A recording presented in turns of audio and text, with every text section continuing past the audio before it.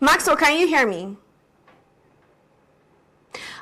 Okay, I think there's a little network issue there, but we have two stories that I would love us to take a look at. Now, the rising passport fees have left Nigerians outraged, while in a political twist, human rights activist Deji Adeyanju says he'll choose Tinubu over Peter Obi in 2027.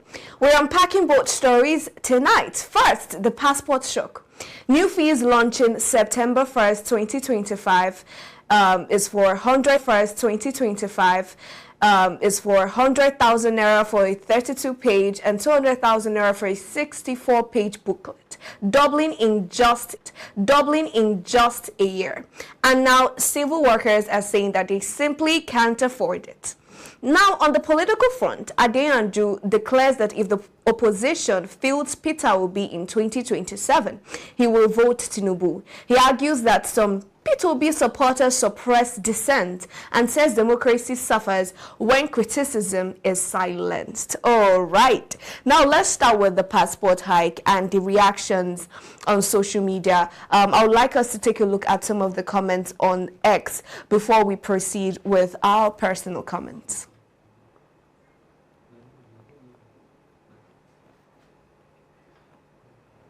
All right, before that comes on board, I wanted to ask a question, but let's take this one from BB. He says, someone just confirmed via Grok that it would take only about a day's wages in the US to get enough money for their passport. Meanwhile, in Nigeria, you get to work for months to get the passport. This is a sad development. Whoever thought Tinubu stole power and still meant well? He's asking. This is from Kanu. He says, Nigerians haven't seen nothing yet. If they like, allow APC another 4 years, nothing will be left. You wonder where all the billions go to. Well, now we see it. Obiasogo says, effective from September 1st, Nigerians will have to cough out double the initial price to access the Nigerian passport. Their identity payer beyond the country's borders. No prior news, no clues, no excuses.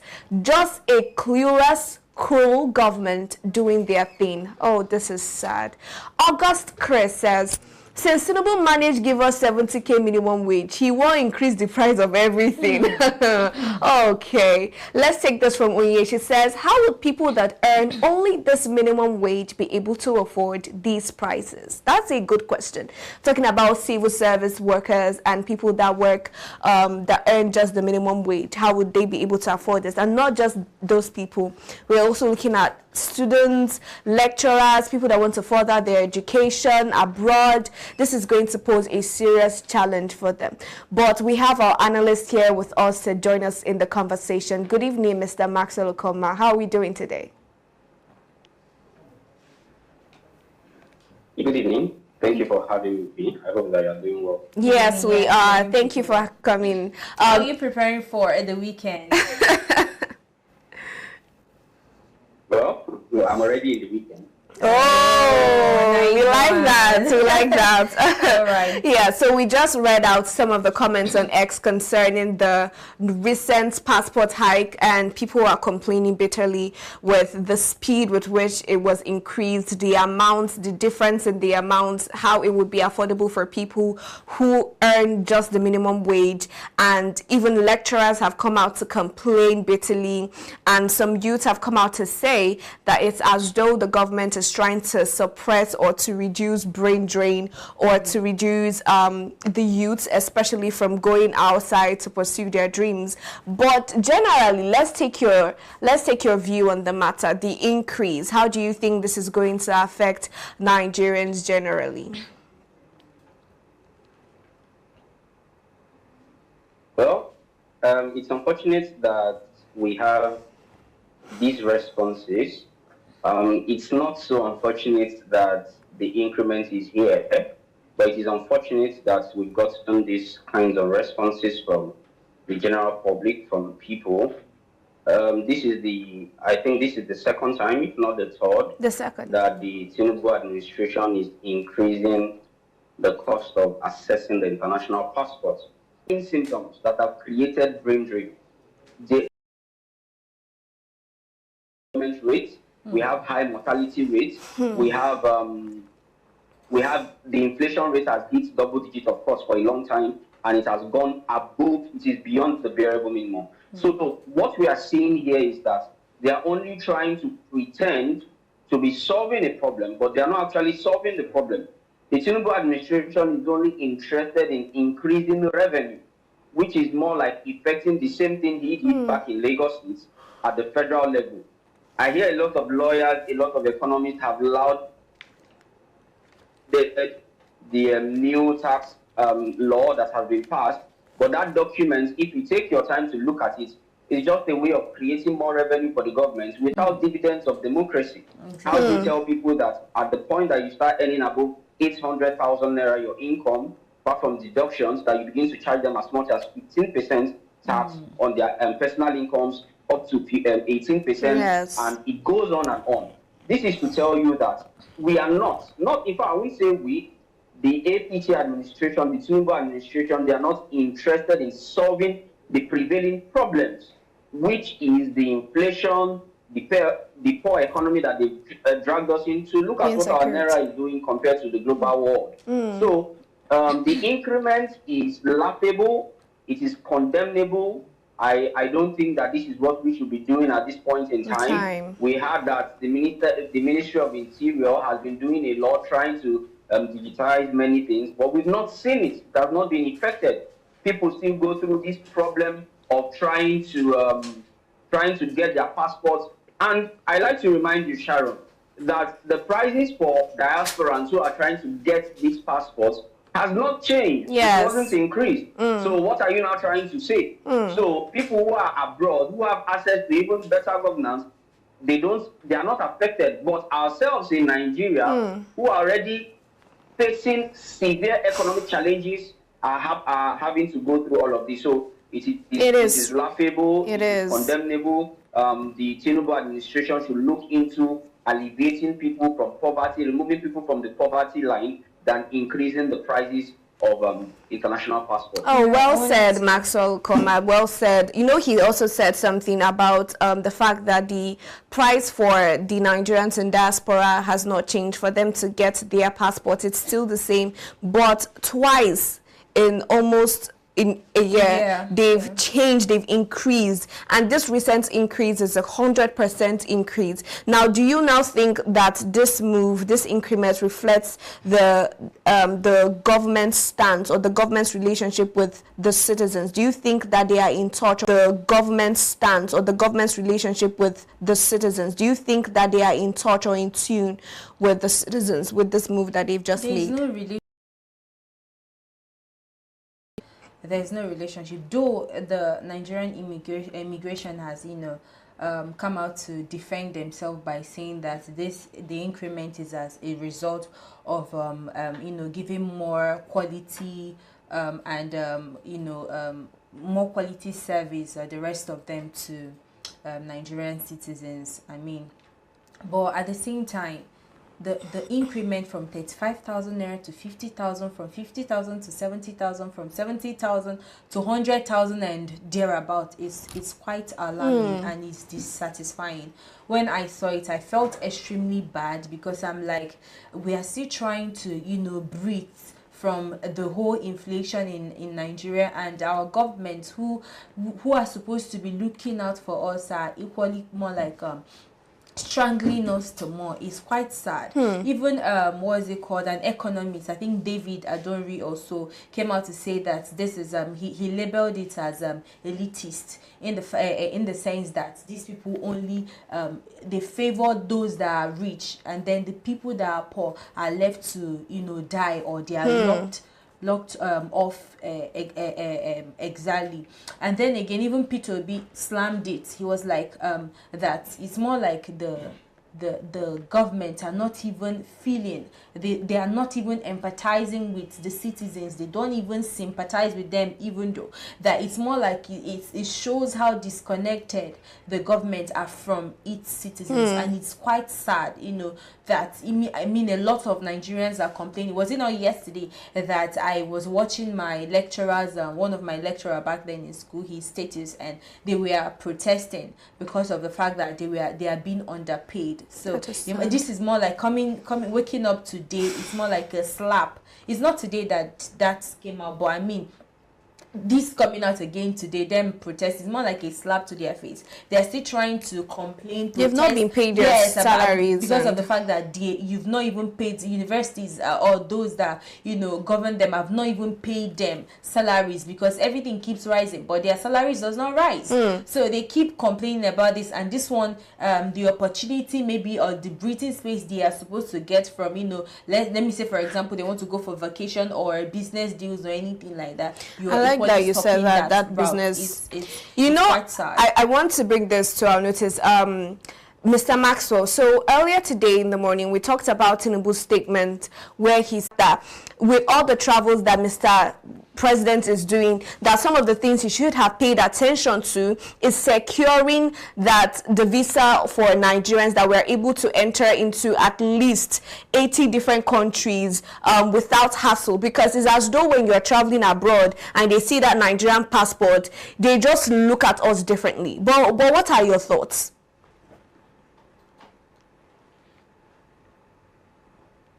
Okay, thank you very much for that question. I was chuckling while you were saying those things. The reason is, for a person like Bola Tinubu, you don't need a magician to tell you that live, thrive, work, and earn money. Our numbers are doing badly worldwide on parameters of justice, on parameters of human rights, on parameters of name it. We are not doing well. So you don't improve your image by visiting to other countries. That's not what you do. You improve your image simply by doing what? Correcting the systems in Nigeria. But I think that Bola Tinubu is not in touch with the reality. I don't think he's in touch with what is obtainable across the world. You don't have the President of the United States of America visiting countries because he wants a better perception of the United States. You don't have the President of France visiting other countries because he needs in touch with what is obtainable. Saying instead of having a general increase, if there must be an increase, that it should be tailored to your profession or your income level. Do you agree or disagree? No, I disagree. I don't think it should be so. I mean, I always kind of try as much as possible. Nigeria, do you think that this increase is going to affect that, or are people going to push through regardless? Because I saw a comment on X saying that even if they increase this passport's price to 10 million naira, that he would still find his way out of the country. But what do you think? Do you think it's going to affect us?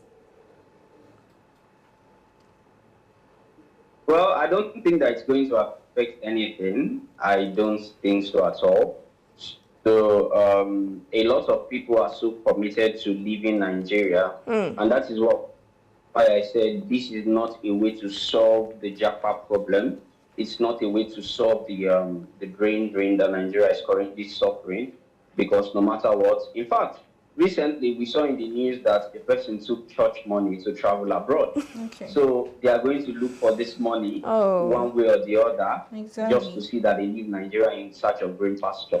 So what we should be doing is to create our green pastures in Nigeria, and this is the responsibility of government to create a level playing field for businesses to thrive, so that employment, people don't have jobs. People don't have jobs. We've had increase in beggars across Nigeria, all over Nigeria. So it's not going to affect it.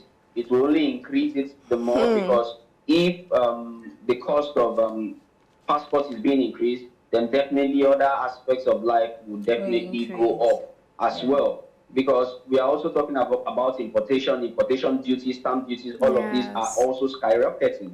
So a lot of people prefer to leave Nigeria to sort their lives, and you can't even blame them. But then the government needs to do more. So I wanted to add something to what he said. If you're increasing the amount we are to purchase for visa, I think we should have a breakdown, account for it. Why? That's the thing. They didn't even give any clues. They didn't give any because they prompts. said it's to improve the quality of the paper. No, I mean prior to them increasing, they just came and increased that's what I'm talking about. I'm now saying, urging them to provide an account. I mean, what are you? But which security are you improving? What quality are you improving that has not been there? You get? Is it not the same this in Nigeria that we are? We really need to know what you're increasing. Thank you. Because it's quite from 50,000. They just wake up and then make increments, and it's not right. There are people that you are leading, and I think that's something that this present administration has to work on. But anyways, let's talk about the controversy that has been rocking social media for some days now. So there's a long thread to this. Currently, P2B is suing Adeyanju for defamation based on the post that he made, and they are asking for retraction. That's Mr. P2B. So the whole story is that Adeyanju is saying that he would... No, this is different. They are asking for retraction. That's Mr. P2B. So the whole story is that Adeyanju is saying that he would... No, this is different now, but he has come out to say that he would choose Tinubu over Peter Obi in 2027 if they were to both contest. Now, he gave his own reasons, and the number one reason he gave is the fact that Peter Obi supporters are too much. They do not like to hear. And now, someone that has this track record, he's saying that now he is simply not supporting Mr. Peter Obi because he thinks he's a fraudster disguising as a messiah. What are your takes? You've disguising as a messiah. What are your takes? You've basically said everything, but what I have to add to what you just said is that I mean, everybody have right to freedom of speech and expression. You understand? If he is supporting Tinubu, it is his right. You get? Nobody should fault him for that. But he said something just like what you said. He said that he's not standing with or supporting Tinubu because of the fact that he's perfect. No, he's not. He said he's not supporting Tinubu because Tinubu is perfect, or that he's that even Tinubu has his own, I mean, weaknesses. Weaknesses and the rest of it. But that the problem he has with Tinubu, P2B is the fact that his supporters are toxic. Just like what you said, they don't listen to criticism, and that he's having that political culture problem with them, in the sense that they're always in to attack anybody that criticizes P2B or anything that has to do with the word P.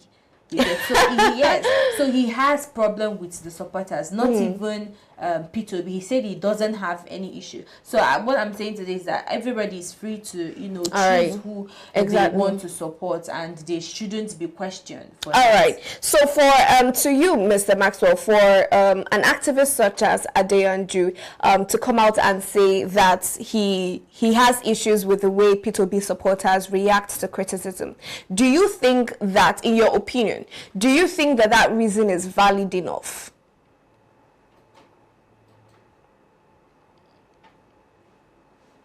The statements of DJ Adeyanju terrorizes my mind. In fact, it makes me to think that we have a deficit of intelligence people currently in Nigeria, because how do you say that you don't have a problem with a man, you don't have a problem with his political ideas, you don't have any personal problems with him, and you are not going to support him simply because people who support him attack people online?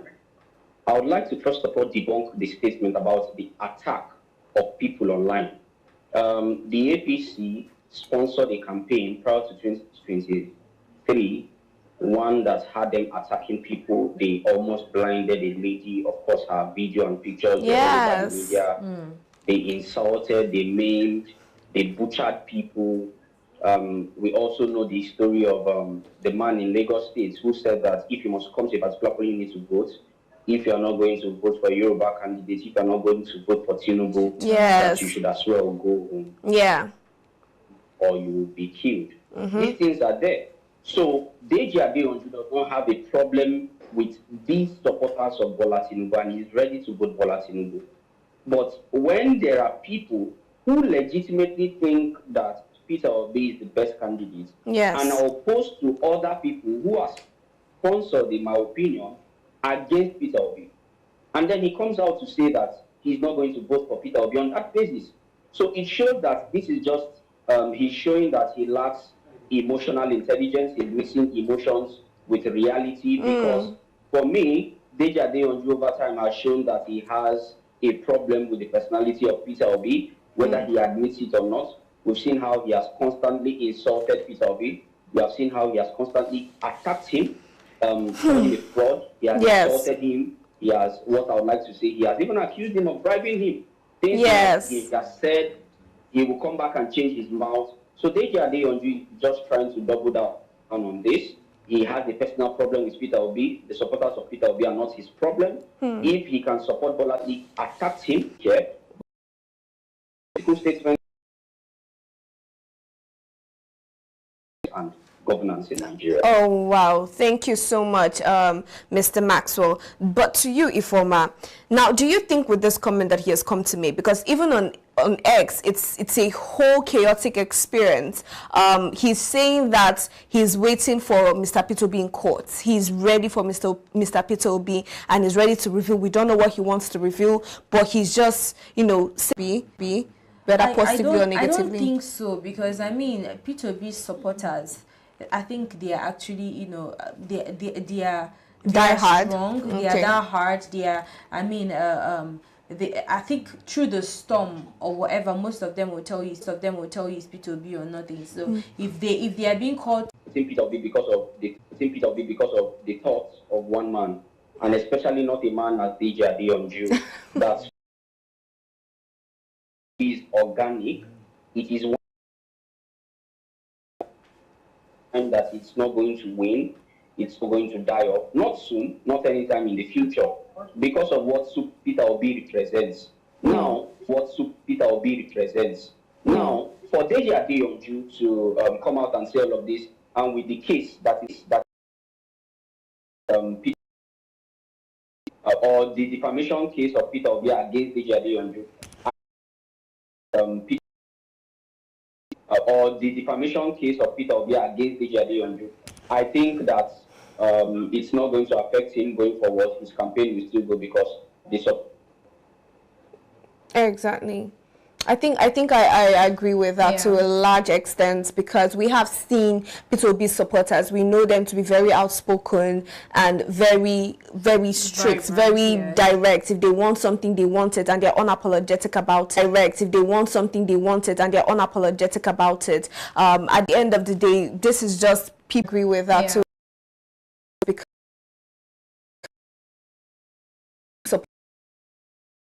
spoken, apologetic.